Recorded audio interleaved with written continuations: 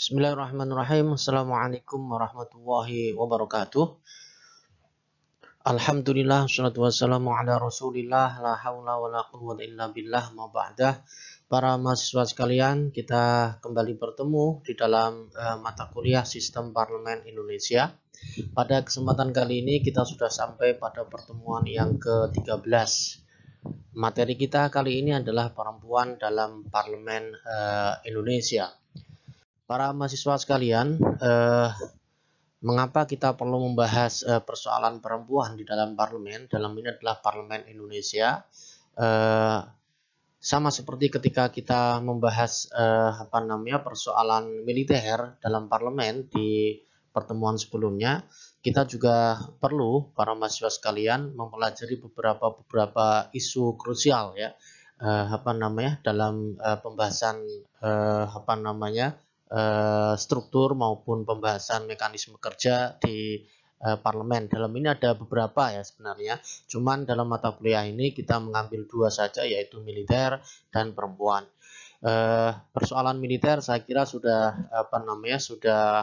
selesai kemarin kita bicarakan, dan mulai tahun 2004 parlemen di Indonesia memang sudah tidak ada militer, sehingga praktis pembahasan soal militer sebenarnya lebih pada nuansa sejarah daripada persoalan aktual sekarang ini. Tetapi ada beberapa isu-isu yang krusial yang sampai sekarang juga masih relevan dibicarakan, antara lain adalah isu perempuan ini. Oke, oleh karena itu dalam kesempatan kali ini kita membahas isu perempuan di dalam parlemen. Ini menjadi persoalan yang penting ya dalam pembahasan sistem parlemen Indonesia. Mengingat isu perempuan di dalam pembahasan demokratisasi global itu juga menempati posisi perhatian publik yang sangat besar.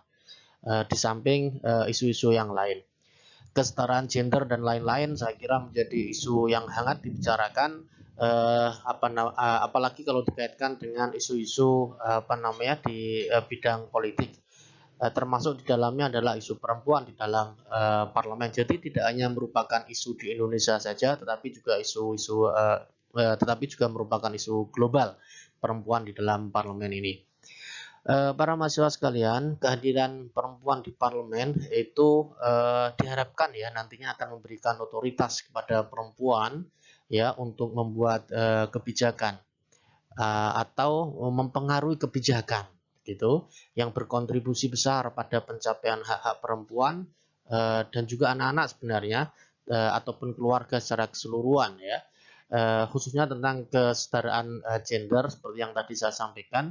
Kalau dalam konteks Indonesia itu ada contohnya, yaitu pembahasan RUU penghapusan kejahatan seksual yang muncul atas inisiatif legislator perempuan di DPR pada waktu itu ya, beberapa tahun yang lalu ya, bersama para aktivis. Ini beberapa alasan ya kenapa isu perempuan menjadi penting dibicarakan dalam konteks parlemen, termasuk di Indonesia.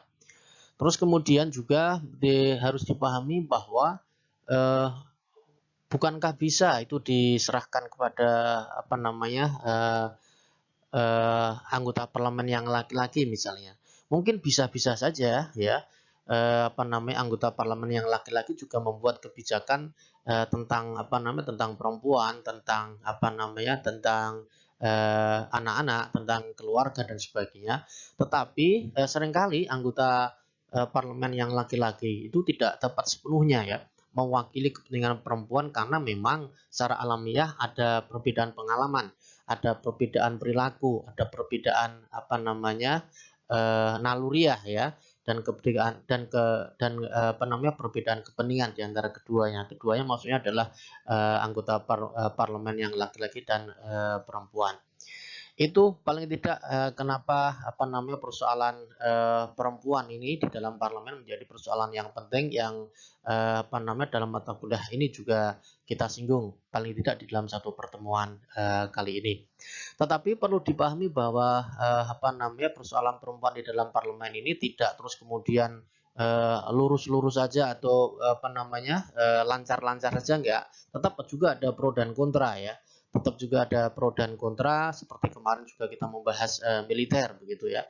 Pro dan kontra persoalan perempuan ini ada kalangan misalnya kalangan tertentu yang gencar bahwa perempuan harus diberi kuota tertentu di parlemen, karena kalau tidak diberi kuota ya tidak akan bisa bertambah secara signifikan keanggotaan dan keterwakilan perempuan di dalam parlemen, karena bagaimana mungkin mereka harus bersaing bebas dengan laki-laki. Terus kemudian kalau tidak bisa bersaing bebas, terus kemudian jumlah anggota parlemen perempuan tetap sedikit, ya lagi-lagi pembahasan berbagai macam undang-undang berkaitan dengan perempuan, anak-anak, keluarga dan lain-lain ya hanya bisa dibahas oleh sedikit anggota parlemen yang perempuan. Itu satu kelompok. Sementara yang kelompok lain mengatakan bahwa nggak usah diberi kuota khusus, karena kalau diberi kuota khusus berapa persen misalnya itu justru malah merendahkan perempuan. Seakan-akan perempuan itu harus diberi harus diberi jatah khusus karena untuk persaingan bebas dianggap nggak bisa bersaing dan sebagainya. Jadi ada pro dan kontra itu wajar ya, wajar. Terus kemudian asalkan dialektika atau pro dan kontra itu masih dibahas di dalam di dalam wilayah demokrasi, saya kira wajar-wajar saja dan itu sehat-sehat saja untuk perkembangan demokrasi di sebuah negara termasuk Indonesia, termasuk pembahasan soal kuota dalam parlemen ini. Baik, kita lanjutkan para mahasiswa sekalian. Ini ada latar belakang ya, kenapa ada orang atau ada kelompok dan nantinya akan berhasil ini langkahnya untuk membuat kuota perempuan di dalam parlemen supaya keterwakilan perempuan itu lebih besar daripada sekarang ini. Atau sebelum-sebelumnya ya, periode-periode sebelumnya. Latar belakangnya apa sih? Yaitu komposisi jumlah anggota perempuan di parlemen itu dianggap tidak seimbang dengan jumlah penduduk perempuan. Saya ulangi, komposisi jumlah anggota parlemen perempuan parlemen dianggap tidak seimbang dengan jumlah penduduk perempuan gitu. Keputusan regulasi yang dibuat parlemen dinilai masih diskriminatif terhadap perempuan. Jadi keputusan-keputusan selama ini sebelum ada peraturan soal kuota perempuan ya, maksud saya itu dinilai masih diskriminatif terhadap perempuan. Terus kemudian yang berikutnya, sehingga oleh karena itu diperlukan kebijakan yang sifatnya membuka ruang dan mendorong perempuan masuk ke dalam bidang politik, yaitu kebijakan yang pertama sifatnya membuka ruang begitu, terus kemudian yang kedua kalau sudah terbuka ruang itu kemudian mendorong perempuan untuk masuk ke dalam bidang politik, termasuk di dalam parlemen itu sendiri, baik di tingkat pusat maupun di tingkat daerah. Oke, para mahasiswa sekalian, ini ada data soal ketimbangan gender ya, memperkuat latar belakang di slide yang sebelumnya tadi, yaitu berdasarkan data proyeksi penduduk Indonesia tahun 2010 sampai tahun 2035 dari total 261,9 juta penduduk Indonesia tahun 2017 gitu ya. Penduduk perempuan itu jumlahnya kurang lebih 130,3 juta jiwa atau sekitar 49,75% atau hampir separuhnya ya. Masih banyak laki-laki tentu saja, tetapi selisihnya kan sedikit itu. Selisihnya sedikit 49,75% begitu. Tetapi kalau dilihat dari perwakilan perempuan di parlemen itu tidak ada atau hanya berkisar sekitar belasan persen sampai 20%. Nanti akan kita lihat di slide-slide berikutnya. Oleh karena itu adanya ketimpangan itu, jumlah penduduk perempuan sebanyak 49,75, sementara yang perempuan itu yang anggota legislatif yang perempuan itu baru sebanyak belasan persen sampai 20%, lah itulah yang dianggap sebagai ketimpangan keterwakilan perempuan atau ketimpangan gender dalam hal keterwakilan di parlemen. Ini parlemen yang di pusat ya, DPR yang di pusat. Yang di daerah saya kira sama saja, bahkan mungkin dalam banyak daerah malah lebih rendah keterwakilan perempuan di dalam parlemen daerah. Seperti yang tadi saya sampaikan, besarnya populasi perempuan tersebut tidak terrepresentasi dalam parlemen ya. Proporsi perempuan di dalam DPR maupun DPRD ya jauh lebih sedikit bila dibandingkan dengan proporsi laki-laki. Oleh karena itulah banyak orang menyebut kalangan-kalangan tertentu yang concern terhadap isu-isu perempuan ini itu menganggap adanya ketimpangan gender ya. Yang tercermin jelas dalam rendahnya keterwakilan perempuan dalam struktur lembaga perwakilan atau di di Indonesia. Nah, kemudian kenapa hal itu bisa terjadi? Paling tidak ada beberapa hal yang bisa kita pelajari pada kesempatan kali ini. Yang pertama adalah persoalan budaya politik, kemudian persoalan struktur politik, kemudian persoalan sistem politik. Tiga hal ini nanti akan akan kita bahas bersama-sama. Sekedar menekankan ya bahwa tiga hal ini yaitu budaya politik, struktur politik, dan sistem politik itu bagi saya sendiri itu merupakan salah satu kunci mata kuliah di ilmu politik ya. Nanti di beberapa mata kuliah yang lain saya juga tetap menggunakan tiga pendekatan ini sebagai sebagai pendekatan untuk melihat dan memberikan solusi terhadap sebuah permasalahan. Oke, kembali ke mata kuliah ini dan pertemuan ini yaitu soal perempuan dan dalam parlemen. Ada tiga persoalan. Yang pertama persoalan budaya politik ya.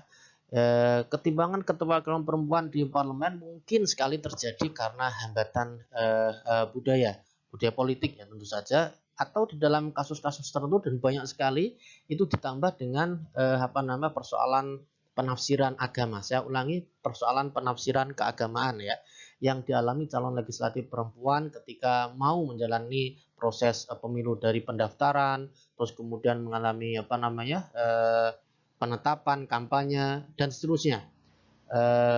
Hambatan budayanya besar ya. Hambatan budayanya besar karena apa? Karena di banyak negara termasuk di Indonesia budaya patriarki itu yang lekat dengan kekuasaan lelaki ya. Seringkali mendiskriminasi perempuan. Budaya ini cenderung menempatkan perempuan ya di bawah kekuasaan laki-laki. Perempuan dicitrakan sekaligus diposisikan sebagai pihak yang lemah atau lebih lemah dibandingkan laki-laki. Paling tidak perempuan dianggap tidak memiliki otonomi atau kemandirian di semua bidang bahkan ya termasuk politik. Jadi intinya perempuan harus manut kepada laki-laki, istri harus manut kepada suami dan seterusnya. Anggapan bahwa pendidikan dan kemampuan politik perempuan oleh karena itu dianggap lebih rendah dibandingkan dengan laki-laki. Apalagi kalau kita melihat biasanya orang mempersepsikan bidang politik itu bidangnya laki-laki.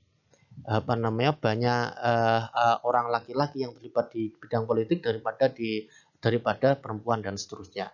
Terus kemudian yang berikutnya ini juga persoalan budaya. Kalau perempuan itu terjun ke bidang politik, maka perempuan dianggap akan mempunyai beban berlapis ya yang ditanggung perempuan, yaitu di ruang privat, ruang pribadi, di keluarga, dan juga di ruang publik di politik. Tapi sebenarnya bukan hanya di politik ya, di bidang yang lain pun kalau perempuan itu terlibat ya bebannya berlapis juga. Jadi tidak hanya di bidang politik. Dan saya kira beban berlapis itu juga saya kira bukan sesuatu yang buruk ya. Tinggal bagaimana cara mengelolanya dan sebagainya. Yang penting kehormatan perempuan harus dijaga. Terus kemudian juga laki-laki juga punya kewajiban untuk menjaga kehormatan itu. Itu persoalan budaya. Yang adalah persoalan yang bersifat struktur politik atau kelembagaan politik ya. Kelembagaan politik selama ini para mahasiswa sekalian seringkali sedikit sekali ya, mohon maaf, sedikit sekali langkah yang ditunjukkan oleh lembaga politik atau struktur politik, terutama parpol ya, dalam pemberdayaan politik perempuan, apalagi hal-hal teknis lainnya ya, seperti pengkaderan dan sebagainya. Sangat jarang ditemui soal itu.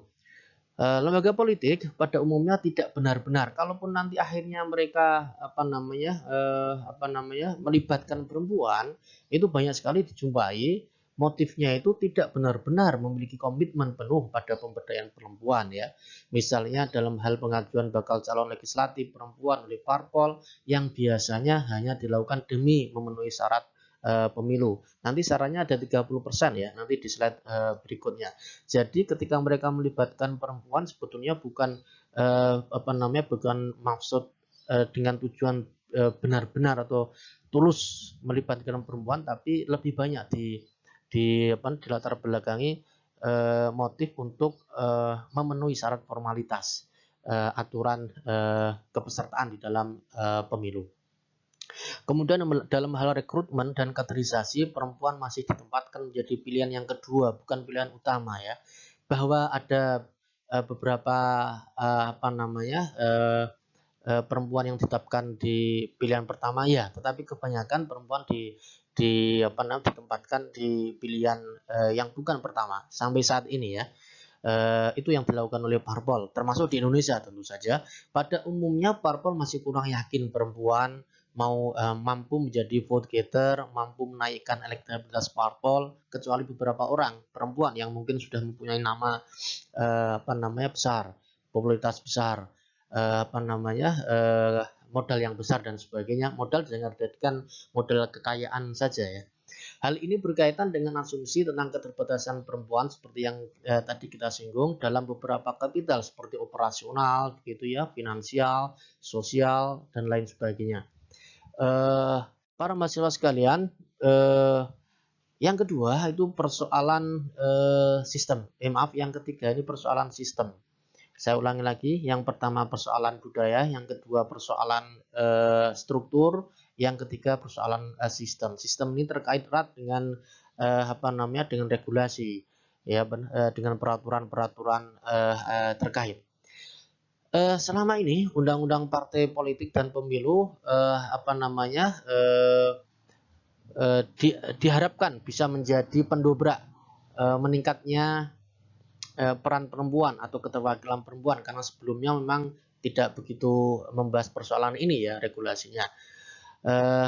Undang-undang partai politik dan pemilu akhirnya menjadi salah satu parameter untuk merespon negara tentang keterkaitan tentang kesetaraan gender. Jadi salah satu indikator apakah sebuah negara itu responsif atau komitmen terhadap kesetaraan gender itu ya dilihat dari sistem politiknya. Antara lain bisa dilihat dari regulasi yang ada. Antara lain juga bisa dilihat dari undang-undang yang berkenaan dengan partai politik atau pemilu begitu. Nah, peningkatan angka batas kuota calon legislatif perempuan dalam rangka meningkatkan kemungkinan keterpilihan perempuan ini menjadi persoalan yang urgent yang harus dilakukan untuk sekali lagi mendongkrak keterwakilan perempuan di dalam parlemen. Selanjutnya bisa juga penguatan kebijakan terkait penempatan caleg perempuan pada nomor urut teratas ya. Meskipun nomor urut teratas sekarang ini tidak otomatis bisa jadi begitu, enggak, cuman paling tidak secara psikologis itu juga mempengaruhi ya, mempengaruhi si calon maupun mempengaruhi pemilih. Nomor urut teratas atau paling tidak di tingkat-tingkat atas ya, di bagian atas begitu, dan penambahan kuota caleg perempuan dalam daftar calon di semua dapil. Kemudian perlu adanya sanksi tegas ya. Selain itu juga harus ada sanksi tegas, karena peraturan tanpa sanksi juga repot. Pada partai politik yang tidak memenuhi ketentuan penempatan caleg perempuan sebanyak kuota yang telah ditetapkan, nanti penetapannya bisa dilihat dari slide berikutnya, yaitu sekitar 30%. Ini persoalan-persoalan sistem yang saya kira terus kemudian nanti direspon ya oleh stakeholder yang berkaitan dengan undang-undang pemilu dan undang partai politik ya. Nanti akan kita lihat Eh, dan respon itu berupa secara garis besar ada keterwakilan 30% perempuan di dalam parlemen gitu ya. Ada peningkatan keterwakilan perempuan mulai bisa dilaksanakan pada pemilu tahun 2004. Ini didasarkan pada undang-undang yang dibuat sebelumnya untuk keperluan pemilu 2004 tentu saja, yaitu Undang-Undang Nomor 31 tahun 2002 tentang partai politik, dan Undang-Undang nomor 12 tahun 2013 tentang pemilihan umum. Kemudian di pemilu 2009 juga kebijakan itu relatif diteruskan, bahkan mungkin diperkuat dengan undang-undang yang berkaitan dengan hal-hal itu ya. Kemudian setelah itu berlanjut ke pemilu-pemilu berikutnya pasca pemilu 2004 dan pemilu 2009, yaitu pemilu tahun 2014, dan terakhir kemarin barusan pemilu tahun 2019 yang antara lain mewajibkan partai politik untuk mencalonkan caleg perempuan sebanyak 30% di setiap daerah pemilihan. Ini juga ada di undang-undang yang terakhir ya, digunakan untuk pemilu 2019 ya, Undang-Undang Nomor 7 tahun 2017.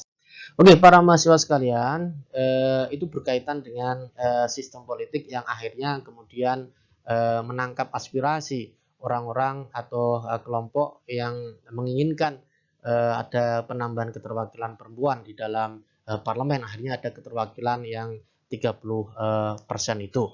Tetapi ketika sudah ada peraturan 30% itu bukan kemudian secara mudah 30% itu terpenuhi di di parlemen, tidak. Itu baru peraturan di pencalekan. Sementara nanti harus diupayakan di dalam keterpilihan perempuan di dalam pemilu itu. Begitu kurang lebihnya. Kita kembali lagi ke sini, keterwakilan 30% ini ya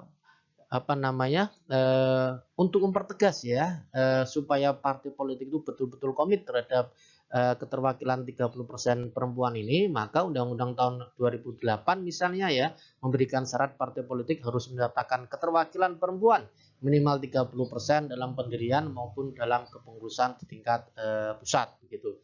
Terus kemudian Undang-Undang Nomor 10 tahun 2008 menegaskan bahwa partai politik baru dapat mengikuti pemilu setelah memenuhi persyaratan yang tadi ya, yaitu minimal 30 keterwakilan perempuan pada kepengurusan partai politik tingkat pusat ya.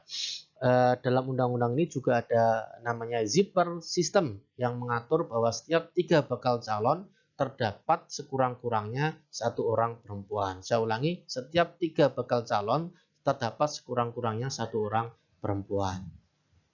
Oke, angka 30% itu didapat terus kemudian disetujui ya akhirnya nanti dalam undang-undang itu berdasarkan apa sih? Berdasarkan penelitian Perserikatan Bangsa-Bangsa UN PBB yang menyatakan bahwa jumlah minimal 30% itu sebagai syarat yang memungkinkan terjadinya suatu perubahan dan membawa dampak pada kualitas keputusan yang diambil dalam lembaga-lembaga publik termasuk parlemen, termasuk juga parlemen di Indonesia.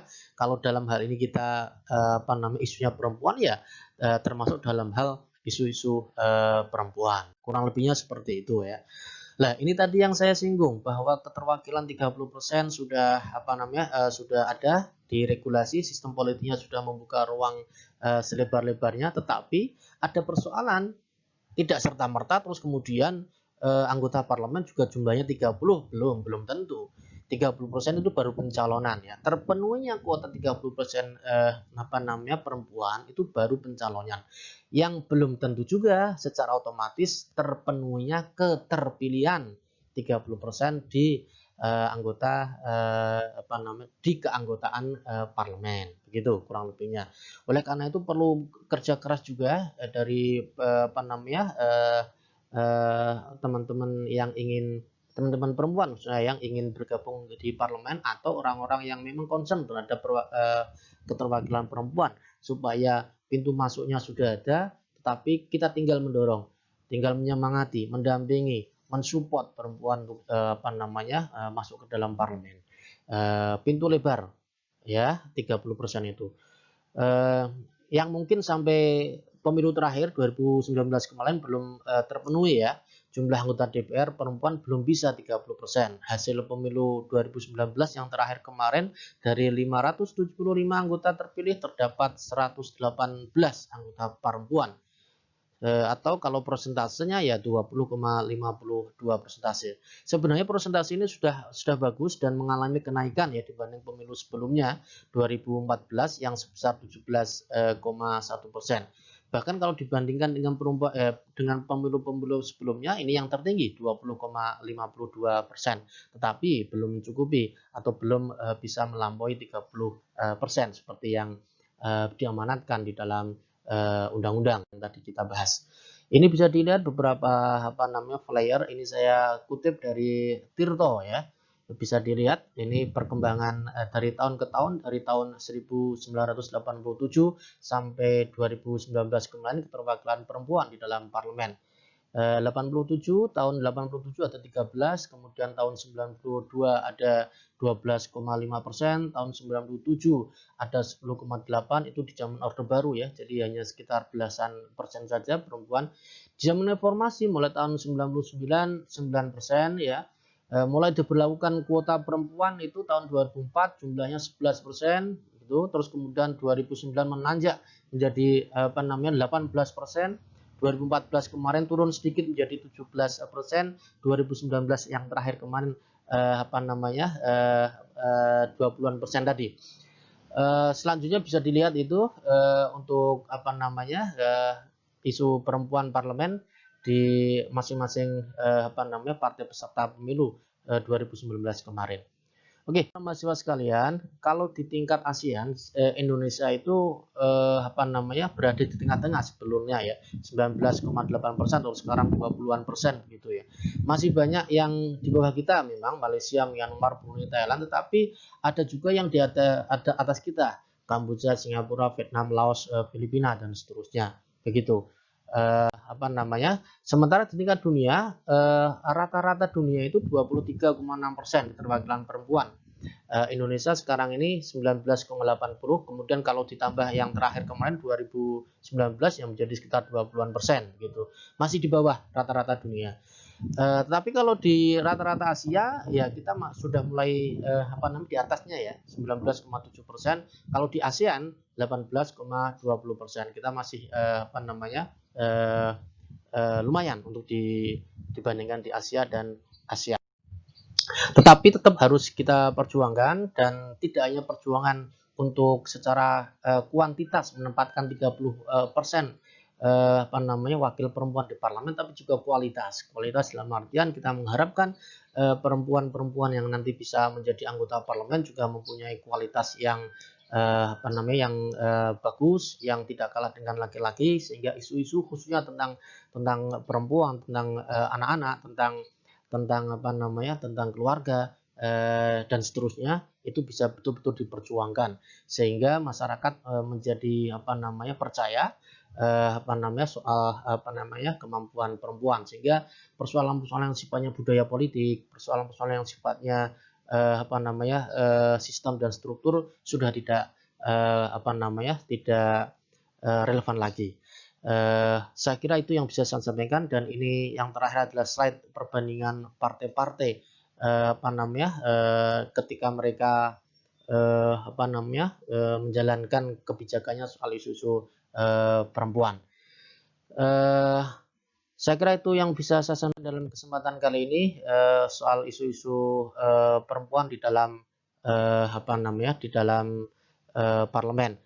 Sebagai penutup, perempuan di dalam parlemen ini memang ada ketimpangan antara jumlah wakil perempuan di parlemen dan jumlah perempuan keseluruhan di Indonesia. Tetapi hal itu terus kemudian tidak bisa dikiaskan atau dibuat perumpamaan. Kalau begitu yang lain juga sama dong. Misalnya begini, jumlah petani sekarang 50%, nanti DPR-nya juga 50% petani semua misalnya. Atau jumlah profesi yang lain sekian, nanti harus sekian, jumlah suku sekian nanti harus sekian, dan seterusnya, nggak bisa. Jadi ada kalanya memang perlu pendewasaan, mana yang bisa direpresentasikan dan mana yang bisa ya, yang apa namanya, yang bisa diwakilkan, mana yang bisa bisa diperbandingkan, mana yang tidak. Saya kira itu yang bisa saya sampaikan. Mohon maaf atas segala kekhilafan. Terima kasih. Kalau ada pertanyaan silakan. Assalamualaikum warahmatullahi wabarakatuh.